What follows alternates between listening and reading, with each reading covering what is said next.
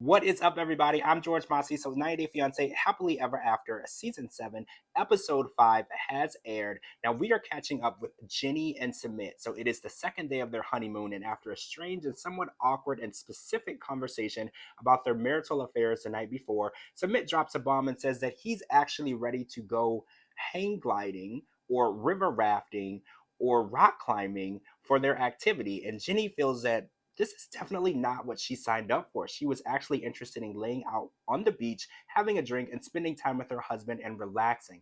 Now, this might be some of the age difference that I was talking about last week. So, Jenny feels that in her mind, a good time is just relaxation. And for Submit, a good time is something very dangerous and risky, and it gets your blood boiling. And I do understand, like, I would never go on a zip line, I would have to be paid or dared. It's just something that I wouldn't do, and I definitely wouldn't jump out of a plane because Submit said after they did the zip line, the next thing that he wanted to do was jump out of a plane, which I could never in a million years even do. I can't swim, so river rafting in itself would just be something I could never imagine.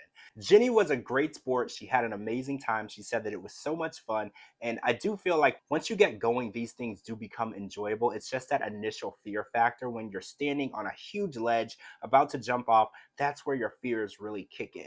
So during an amazing ceremony where you actually place flowers on a boat and send it off into the river with a candle lit, Jenny brings up to Submit that she feels that it's time that they make a decision about where they're going to live.